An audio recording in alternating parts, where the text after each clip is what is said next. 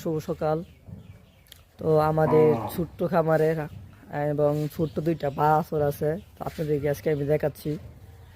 এই যে দেখেন আমাদের ছোট্ট খামারে ছোট্ট দুইটা বাছুর, মূলত একটা বকনা একটা ষাঁড় বাছুর হয়েছে। আর আমাদের গলিটা হলো ওই পাশে, এই যে পর্দা দেওয়া ডায়রা একটা রাখছি। আর এই যে পাশে দেখতেছেন, এটা হলো আমার মুরগির ঘর। ওই পাশে আরেকটা আছে, এই যে দেখছেন, এটা হলো ষাঁড় বাছুর। এটার বয়স আপনার 1.5 মাসের মতো হয়েছে। আর এই যে ওটার 2 মাসের উপরে হয়ে গেছে, ওটা বকনা। আর এটা হলো ষাঁড় বাছুর। তো অরিজিনাল সাইপাল কিন্তু এটা, বুঝছেন। আহ আহ আহ আহ আহ। তো এই যে এটা হলো আমাদের গলি। আর এই যে আমাদের বাছুরটা চলে আসছে।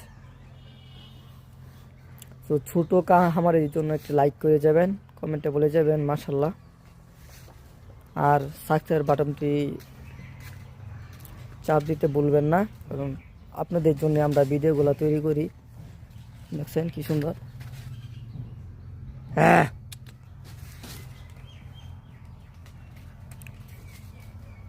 আহ আহ আহ আহ। তো দুইটা সারাদিনই একসাথে দেয়, একটা